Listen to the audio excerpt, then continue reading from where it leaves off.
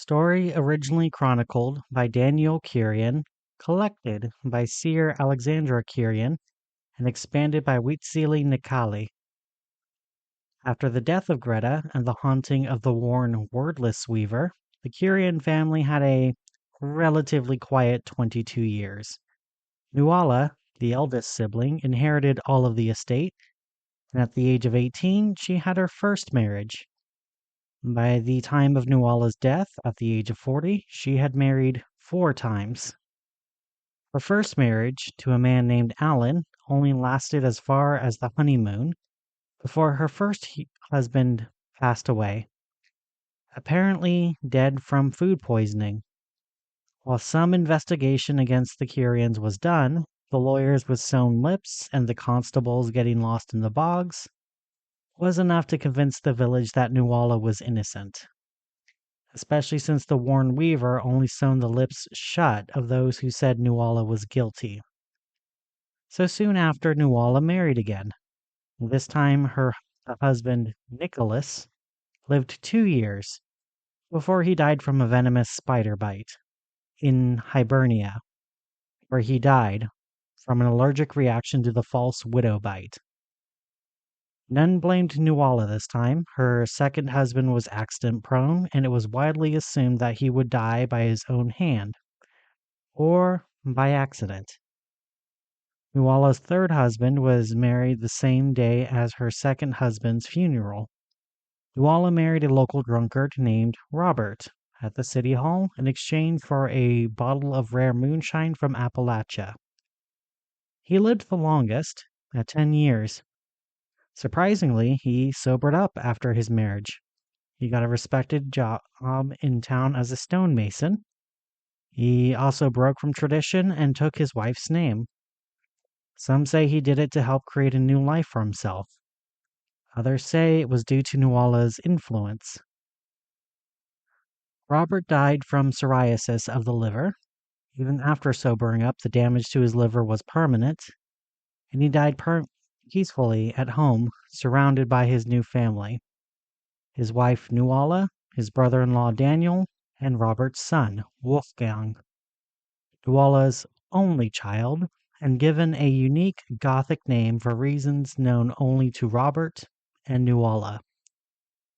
Even though Robert died away from the estate, he was never seen again after his death. Sometimes a warm presence can be felt in the home that reminded the family of Robert, or sometimes someone would drink in the home only to find the alcohol was turned to sugar. Still, though, Robert Curien is not considered one of the 13 ghosts of the manor, even if his presence and warmth continued. After Robert's death, Nuala married a teacher, Peter, from the village. A quiet man who enjoyed his classes and likely only married to quiet rumors that he was a queer man. Nuala didn't care if the teacher consummated the marriage or not. She only cared that on paper they were legally married. Peter rarely ever slept in the manor, citing that he always felt unwelcome there. But even though they had a quiet 9-year marriage, Nuala would fund her husband's school and any projects asked for by him. Whether she did it as a form of bribery or payment towards Peter, or if it was a genuine appreciation of the man and what he believed in, whether the marriage was white or lavender, Peter was a good father towards Wolfgang, and the children in town loved him. I appreciated Peter. He was a friend outside of the family, someone I could go to when I needed space from the manor, or for my sister. I remember what Nuala did to me, and I remember the infant. Most days I could put it away somewhere. Other nights the tears just wouldn't stop flowing, and I couldn't even be in the same house as Nuala. It isn't easy to forgive someone for chaining you to a corpse, even if that person is your sister. Peter was a good friend, and he comforted me on more than a few nights when the nightmares came howling back. And during all of Nuala's marriages, she worked on her true passion of her life, obsession with the family curse, and trying to find a cure for the curse itself, something she spent over 20 years working on. While it wasn't spoken, quite a few believed that Nuala was a witch, obsessed with the occult and trying to find out what she could about the curse on the family. While she wasn't forthcoming towards strangers, she was forthcoming with her brother, myself. He told me that something was in the bog where Angus got lost, something that followed Father home and now knew about the house, something that could follow us if we tried to leave, but that she had to figure out how to get rid of it without it knowing that we knew about it. Nuala was convinced that whatever was haunting our home was old, older than human civilization in Hibernia, something older than the courts of summer and winter, something older than magic, something nearly as old as death itself, something that followed different rules than we were used to. She believed that whatever the presence was, she could find it and catch it. But she followed elaborate rituals to keep herself and ourselves safe. Every time she cooked food on the stove, she was careful not to let her shadow, nor anyone else's shadow, touch the food that was cooking until after it was done cooking. She couldn't trust anyone else to cook or handle the food for the family. She never fired the cook, but she only had him cook for the staff. She would put a gold coin into our drinks before we could drink them. If the coin sank, it was safe to drink. If the coin floated, the drink was dumped outside at the old crack willow tree, and she would hammer the gold coin into the tree's bark, the same tree where she would read books beneath its branches. Or, in the rare times she wasn't married, she would throw her shoes at the willow tree. Every night she wasn't married until she was married again. And when she was married, she would whisper things to the willow tree, things she never told anyone else, and things no one else would ever learn. So, even though she wasn't gifted like Alexandra, and she wasn't esoteric like Wheatsily, her strange rituals and superstitions was enough to convince the villagers that she was a witch, at least through notes and through whispers that would soon be sown. But that wasn't enough to convince them she wasn't a witch, especially with how often that Nuala remarried. Accidental death after accidental death, all of which couldn't be proven to be because of her, but it was enough to convince everyone there was a reason she kept remarrying. She never let herself stay single, not legally at least. Her longest break between funeral and marriage was only a few months, and her shortest was less than 3 hours when she married Robert after her second husband's death. Even a normal shotgun wedding in Hibernia was enough to get stares. Nuala's weddings were practically machine gun weddings with how quickly she married. Still, though, her marriage to Peter would last the rest of their lives. The details are unclear. There was a fight at the public house. Peter was there. There was a dead man, and Peter's hands were literally red from blood. A lot of witnesses after the event would say that Peter's hands were red because he was trying to keep the dying man from bleeding out. During the night, though, it only took one man loudly accusing Peter of being the killer. A stranger from out of town no one saw before that night, nor saw after that night. But his words were enough to harden the town's resentment and fear into something deadly. Peter was taken to the church, where neither the hunter nor hound could intervene, and he was beaten to death by the villagers. The town's anger and frustration broke Peter into an unrecognizable state. He would be breathing through blood, blowing bubbles through his shattered teeth and broken nose. His eye sockets cracked and his eyes leaking aqueous matter to the ground. His fingers, feet, arms, and legs were broken repeatedly in multiple places. His ribs shattered and his trachea bruised. But he didn't die, not right away.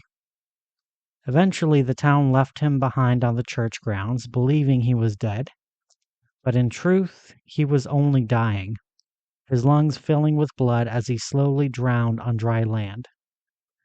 When a messenger from the village came to the Curien estate in the morning to let Nuala know what happened to her husband, they found her, hanging from the willow tree, her hands coated in blood, her face, arms, legs, and torso all bruised and cut, her dress torn, ruined, and used as the rope to break her neck, her face still staring towards the village where her husband was killed.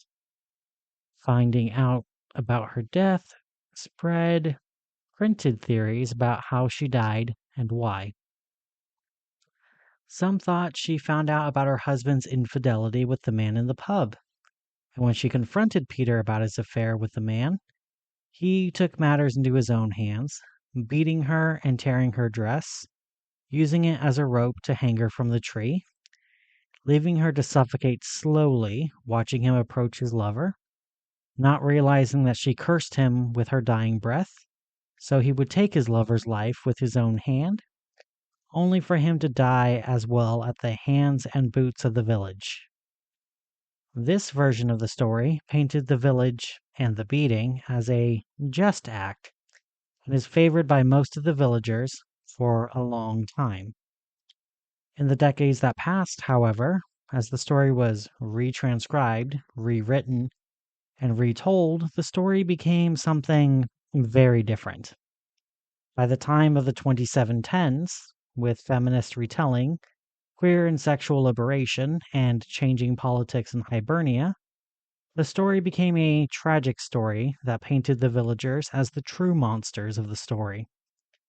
In this story, it is said that Peter was someone who tried to save a dying man on the streets, a man that is still a lover, in some stories, and in other stories, a stranger. But Peter tried, and even succeeds, to save the man. Only when he calls for help from the village, they took him away to the churchyard, where he was beaten with weapons, whips, chains, or whatever embellishment the storyteller wanted to tell. And when Peter was believed dead, they cheered for his death.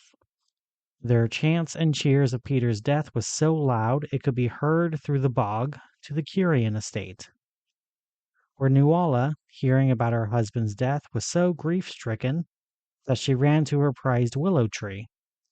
Stricken with grief and suicidal thoughts, she climbed up the tree, bruising herself on the branches and sticks, cutting and bruising herself as she climbed. In the tree, she tied her dress around the tree's branch and her neck before she jumped off, killing herself, dying at the exact same moment as Peter, not realizing that if she made it to the church before hanging herself, that she would have been able to save him. A beautifully tragic tale? Certainly. Popular enough to be adapted? Absolutely. Were people obsessed with Paris and Rosaline? Definitely. Was the story the true story? It depended on who you asked. One of the ongoing conflicts of the village is whether or not the villagers were at fault for the ghost that was created. If the villager believed that the village was at fault, they were more likely to believe the story of Nuala hanging herself. And for those that wanted to believe the village was just in their mob justice and murder, they would believe that Peter murdered Nuala to justify their own execution. Whether one or none of the stories were true, it didn't change the fact that there was a new ghost on the Curien estate. Even when Nuala was cut down from the tree and she was buried at the church, her spirit remained in the trees, appearing as a woman in a white dress, with a white rope tying her to the tree, hanging above the ground, her feet mere inches from the ground, still clearly choking when any traveler saw her hanging from the tree. When she is cut down from the tree, she does one of two different things. When cut down, she either embraces you closely, whispering in your ear how you can find your true love before vanishing into cold mist, not to be seen again, until she is seen hanging from a tree again, For others, however, when they cut her down from the tree, instead of embracing them, she would wrap her fingers around their necks and begin to strangle them. If they are strong enough and lucky enough, they can get away. Not everyone is lucky, and their bodies are found beneath the willow tree. Their bodies tied down by the roots of the willow, fertilizing the willow tree. There have been there have been different stories from those that saw the wraith of the widow witch. From Alexandra the seer, when I saw her hanging from the tree, I cut her down.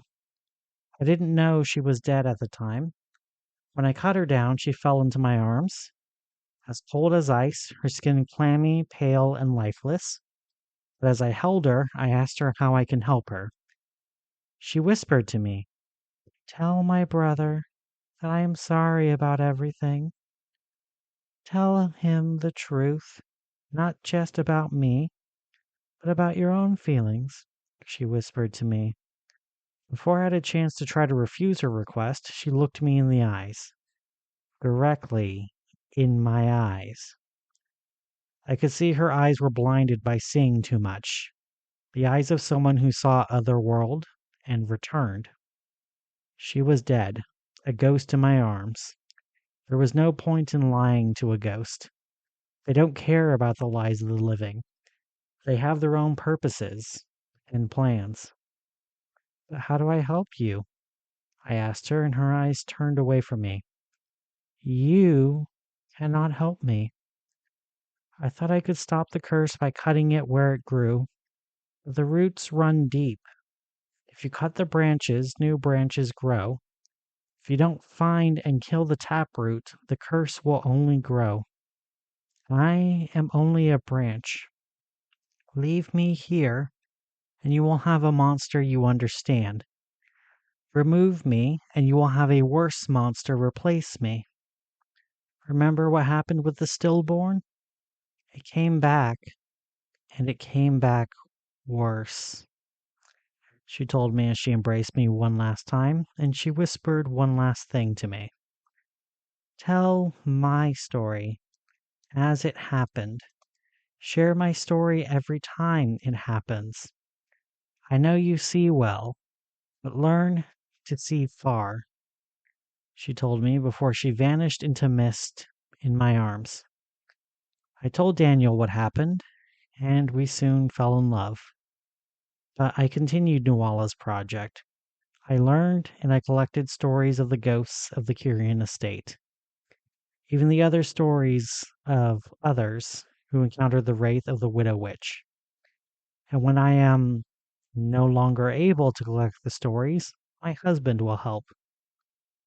When word spread among the village, if you find the widow witch hanging in any of the trees, that cutting her down would give you wisdom to find love, people tried to find the widow witch in the forest and in the bog. With how dangerous the land around the Curien estate was, it would take a lot to get anyone to brave the woods. But the promise to find the wisdom that could lead to love brought many that were brave, many that were foolish, many that were desperate, and many that were dangerous. She wouldn't always appear in the same tree, and not everyone had the power to cut them down from the tree. Hanging from the low branches of a willow tree, it is easy to cut her down. Harder to cut her down from the highest branch of a 10-meter tall oak tree. Still, though, many people had risked their lives for less, and there was those who were successful. One young woman, who was sought by many suitors, found the widow witch hanging from the old ash tree in her garden. She cut down the widow witch. When the young woman was embraced, the wraith whispered, "Tomorrow, grab the roses by the stem. Let your hand bleed. You will know who your love is then," the wraith whispered before vanishing into mist. So the next day, the young woman, when she was among her staff and suitors, she grabbed one of the stems of a rose that was in a vase. Her hand immediately began bleeding, and her suitors balked.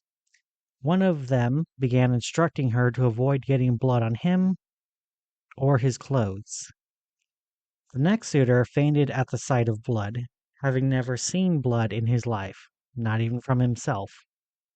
The third suitor began lecturing the young woman about how roses were sharp and that grabbing them directly was to be avoided, all as she continued to bleed onto the floor. The only one who did anything to help her was her personal maid named Alice, who was the same age as the young woman. She bandaged the woman's bleeding hand with cloth before cleaning both the wound and the blood on the floor. The suitors, not noticing when the woman left, together, never to be seen again. For another, a man without purpose spent years courting and marrying before divorcing soon afterwards. He finally was fed up with what he kept getting out of his relationships, so he sought out the widow Wraith.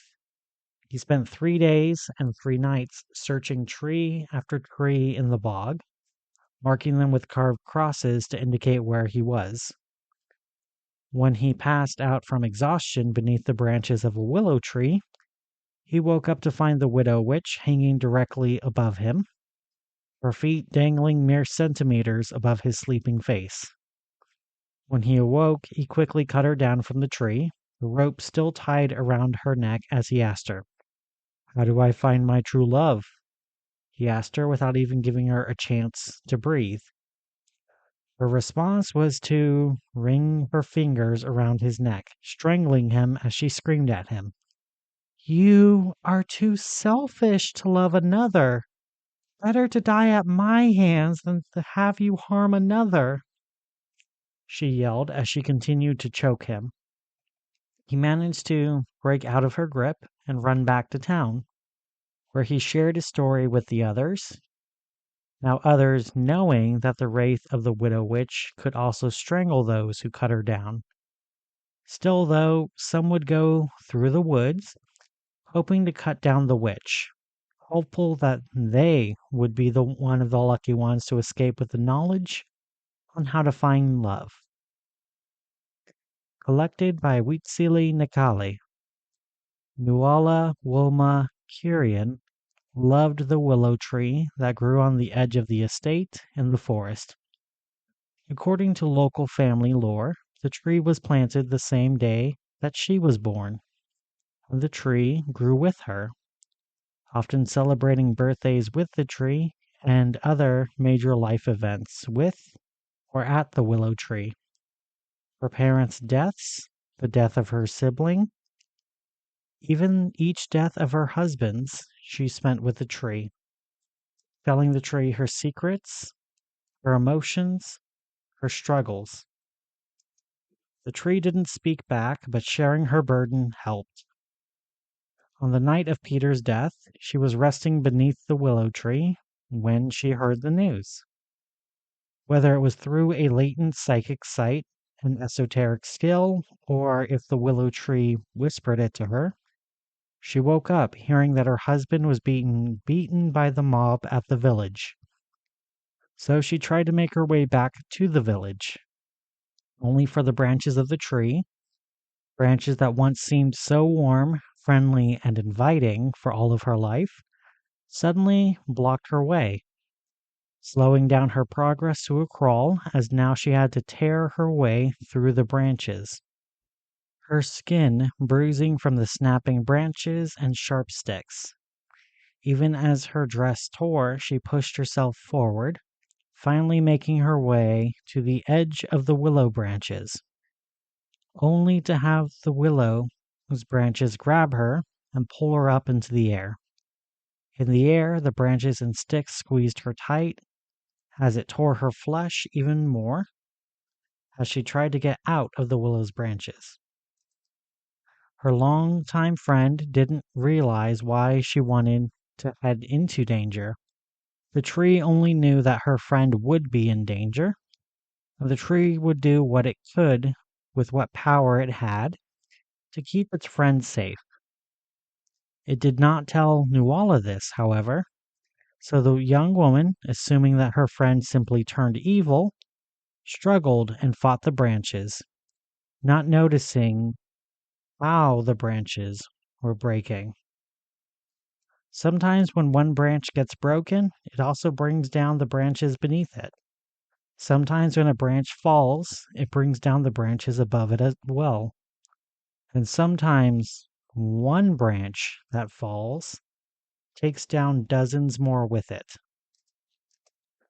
Nuala, in her panic, did not care how she was breaking the branches of the willow tree. She didn't notice how her dress was torn perfectly, and how the branch caught the dress, and the remaining branches couldn't hold her body.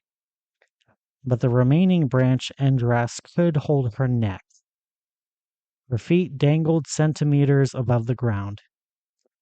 It is still unclear if her neck broke instantly or if her throat was crushed slowly. What is known is the willow tree died that night alongside her.